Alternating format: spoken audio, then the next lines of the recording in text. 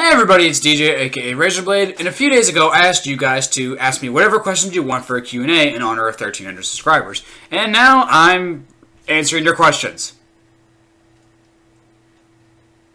Does it get more complicated than that, honestly? Alright, so let's get to it. Okay, so our first question comes from Captain McDowell. Do you think sometime in the future you can review The Secret Life of Pets? Congratulations, Razor. Keep doing excellent with your reviews. Alright, first of all, thanks for saying that, Captain. That really means a lot. Second off, when it comes to that movie, I honestly don't think I will, because I've seen that movie, and honestly, it's just a really boring movie. Very boring, very bland.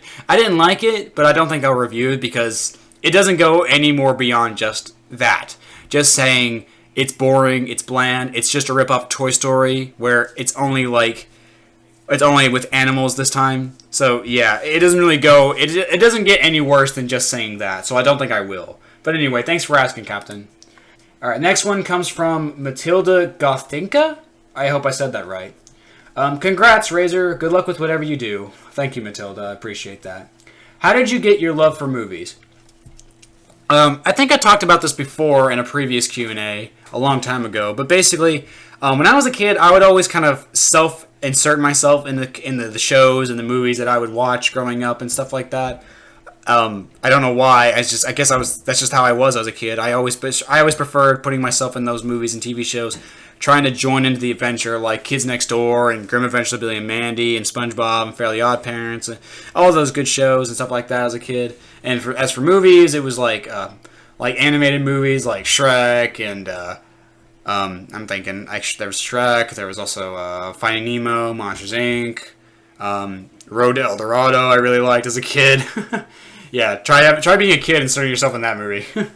That's weird. So yeah, I hope that answers your question. Thanks for asking, Matilda. All right, next one comes from All for Sloth. Congratulations, Razor. You deserve it and more. Smiley face. Aw, thank you, Sloth. I really appreciate that. What's your favorite game or game franchise? That's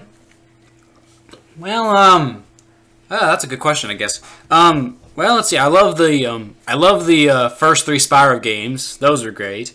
The Reunited trilogy was good, but definitely glitchy and buggy. That was really, yeah, I really didn't like those bugs. Really bugged me. Pun. I also enjoyed playing the older Call of Duty games like Black Ops 1, World at War, Modern Warfare 2, and stuff like that. Although I wouldn't say it's my favorite game franchise, because the games recently, like Infinite War and stuff like that, World War 2, were not the best. Although, if I'm being honest, I am really excited for the new Modern Warfare game coming out soon, later this year. That one looks really good. Anyway, I also like... excuse me, sorry. I also enjoyed the BioShock series. I really love those games. Then, of course, recently I've been playing the crap out of Red Dead Redemption 2. I love the first Red Dead, and the new Red Dead Redemption 2 is just a freaking masterpiece. I love that game. There's just so much to do, and after 8 months of playing it, there's still, like, tons of stuff left to do in that game, where there's still, like, tons of great stuff to discover in the game, and it's great. Like, recently I discovered that if there's no food in the camp, Pearson will actually yell at everybody to go get food for him, which is great. It's a small thing, but it's such a big detail. I love that sort of thing. It's really great. So that's another cool thing. Hopefully that answers your question. What are your favorite moments with your mother or parents in general? Oh boy, okay. Alright, well, let me think. Well, I'm thinking here. I guess the first one that does come to my mind is, I guess there's my trip to Florida that I went to back in September of last year. Like, me and my parents, we all three of us, we all went to Florida, Daytona Beach. We didn't actually go and do anything at Daytona Beach. We just kind of, we didn't go to Disney World, the Universal Studios. We mostly just hung out at the hotel and on the beach and on the pier and everything like that. And by pier, I don't mean like there's like an amusement park or anything like that. The pier is just like a dock where you can like walk out over the ocean and fish. That's about as good as it gets. But as boring as that sounds, we actually really did have a good time. I actually really liked in the middle of the night, like around like 9 or 10 o'clock after the sun had set, I would actually go outside and just kind of sit on the beach and watch the ocean watch the ocean as I listen to music and stuff like that. Just kind of be at peace, you know. That was actually very nice. I actually really liked that. Like, I did that by myself. I didn't do it with mom or dad, but it was really nice. Like, I knew that my mom was struggling to do it and stuff like that, but overall, yeah, it was very nice, and yeah, it really did hit home for me. But the music helped. The music did help. I was definitely thinking about my mom all the time there. She tried to have a good time for me and my dad's sake, and we tried to have a good time to make her not feel upset or guilty about anything. I almost broke a rib down there too. Yeah, I got smashed by this gnarly fucking wave. I was like, I had a boogie board, and I fucking got wrecked, and I smashed into the ocean floor by the full force of the wave, and I nearly broke a rib on the second day we were down there.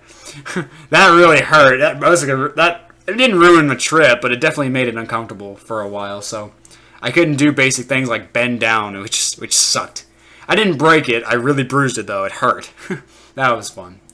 There's also recently, about like on June 1st, where me and my family, we went out to my sister's shack, which is way out deep in the woods and stuff.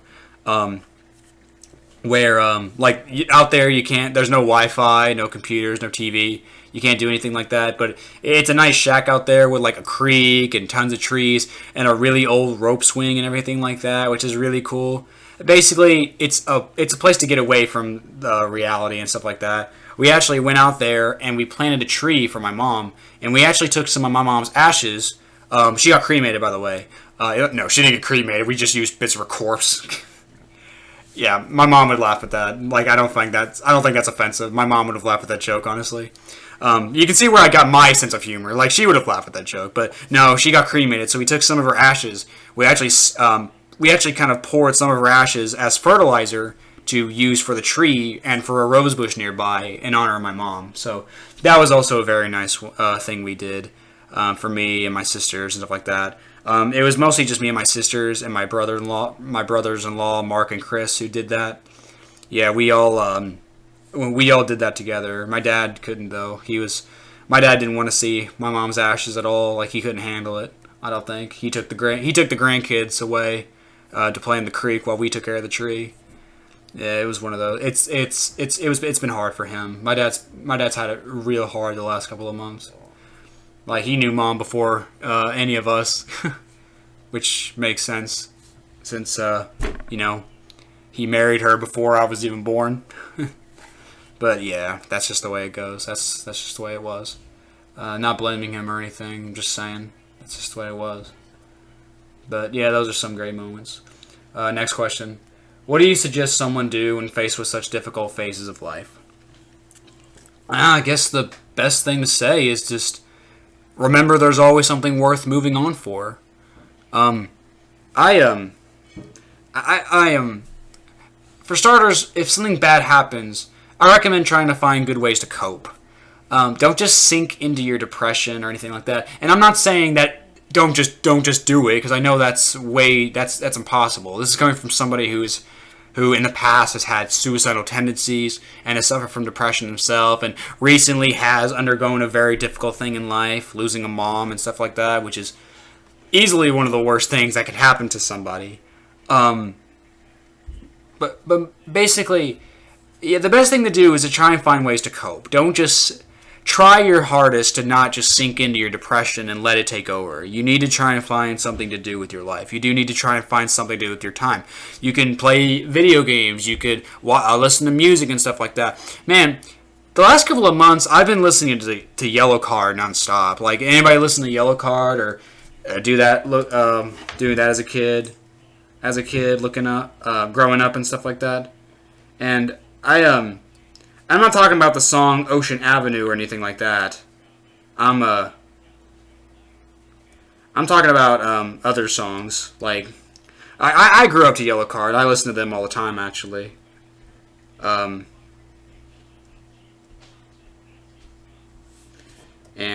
basically, yeah, they help me. I've been listening to them nonstop the last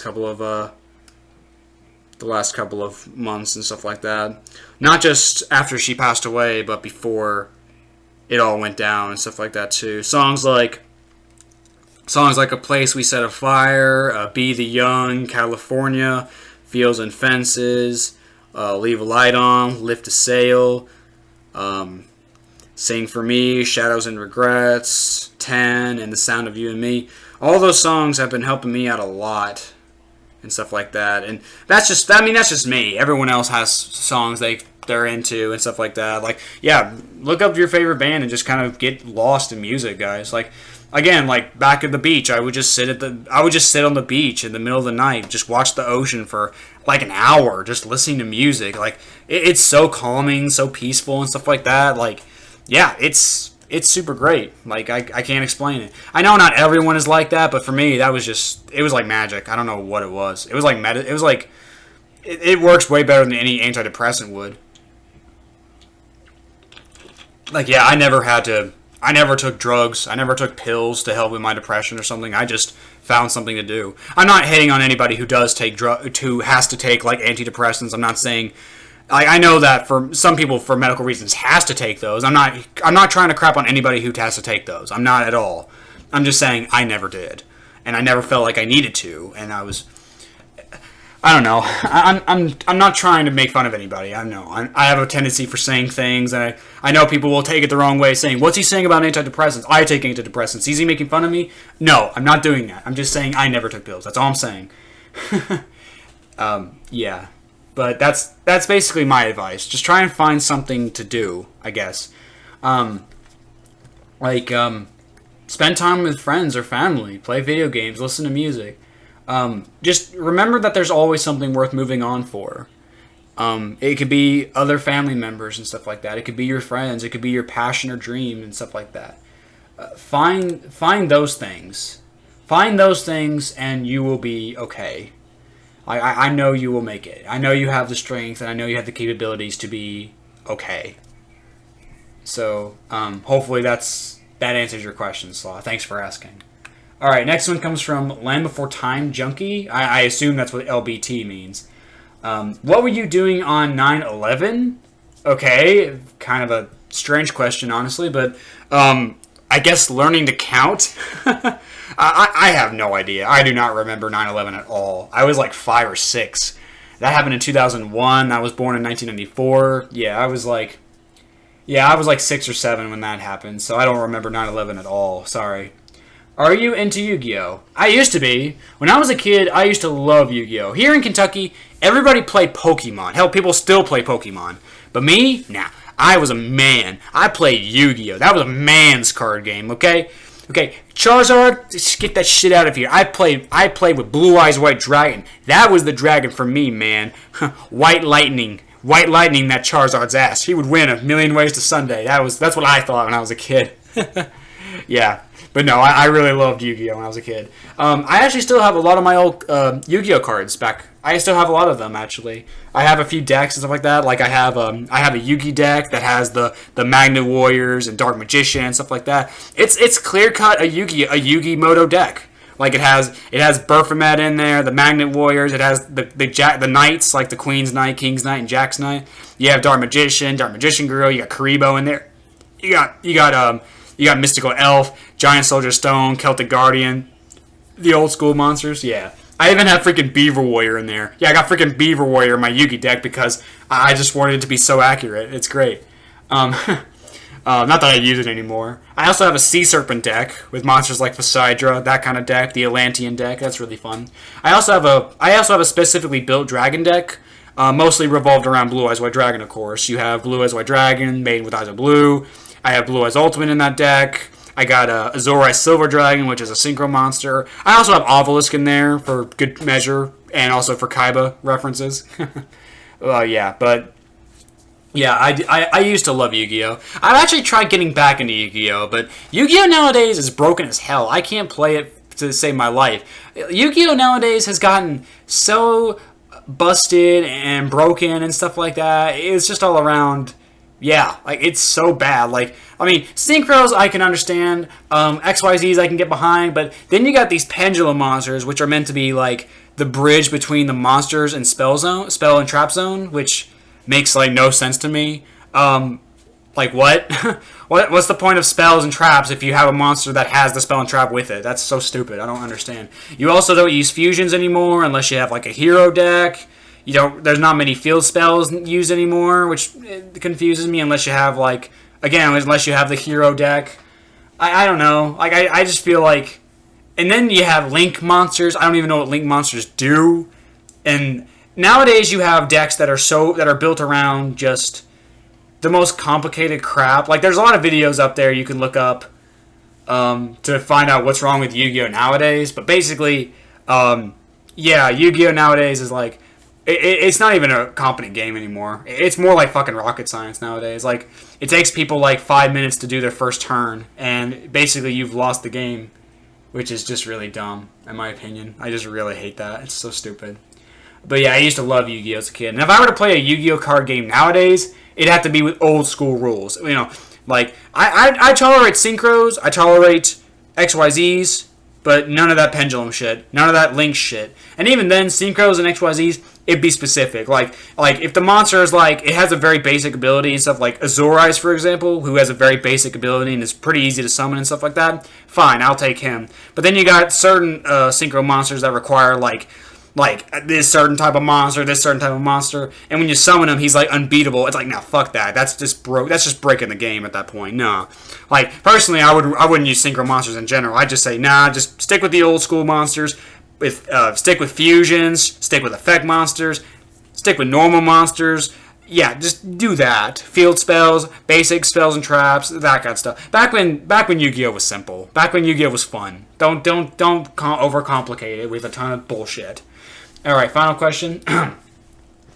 How would you rank the Land Before Time movies? I already did rank the Land Before Time movies in my review for Land Before Time 14. I'm not gonna go through them all again here. You can go back to that video and see my list there if you want. So yeah, if you're curious enough, you can go see that video and you'll find my rank near the end of the video. So hopefully that answers your question, Chunky. Alright, next is Sean. What is your all-time favorite movie?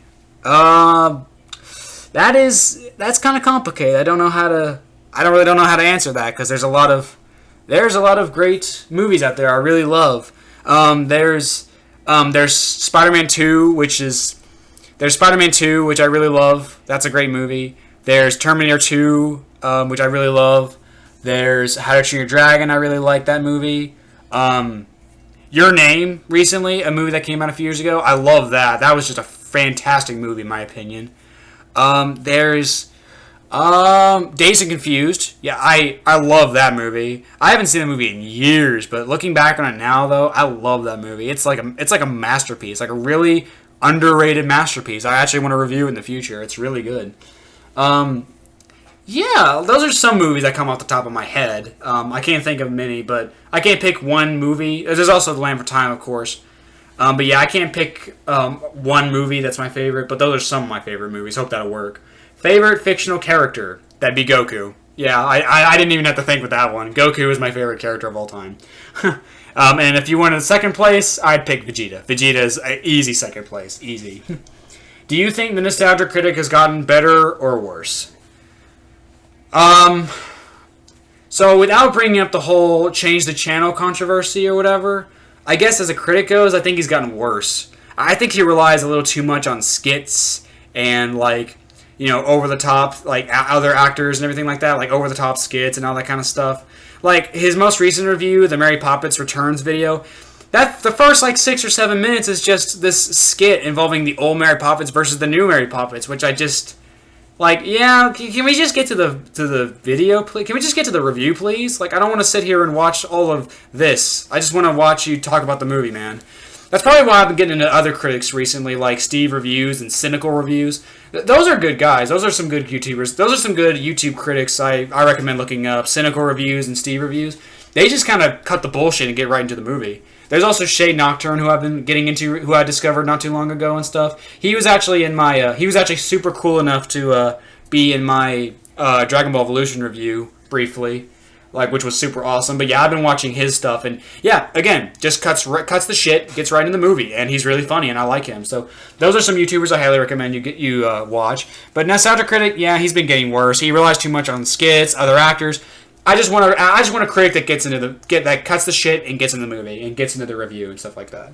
I know I'm guilty of not doing that. Like I've taken 5 or 6 minutes to get into a review and stuff like that. But to be fair, I at least talk about something I'm passionate about. Like in my Big Hero 6 review, yeah, it took me 6 minutes to get into the actual movie, but the Oscars needed to be ripped apart. I had to talk about that. I'm sorry. I am sorry about that, but I needed to talk about the Oscars and how bullshit they were that year. But, okay, so, sorry for doing a tangent there. Thanks for asking, Sean. I appreciate it. Next comes Candinza Canes. I hope I said that right. I hope I did say that right. Congratulations, Razor. I wish you well, and I hope that everything works out. Thank you, Cans. I really appreciate that. I'm going to call you Cans. I hope that's fine. What TV shows do you like and want to recommend to others? Well, Dragon Ball, for one. I always recommend Dragon Ball. It's always a great show. There's My Hero Academia, which I really love, and I cannot wait for Season 4. Season 4 looks like it's going to be freaking awesome. There's Mob Psycho 100, which is a very unique show. Like, imagine that, fuck, I had something, but I forgot all of a sudden. Basically, it's from the same guy who wrote One Punch Man. Only imagine that being less of a parody and more like a serious show. It's actually really good. And has a very unique art style that just really pops and looks really cool. So I also recommend that show. There's also the Tales of Arcadia Bay series, or the cinematic universe on Netflix, from Guillermo del Toro. I hope that's how you say his name.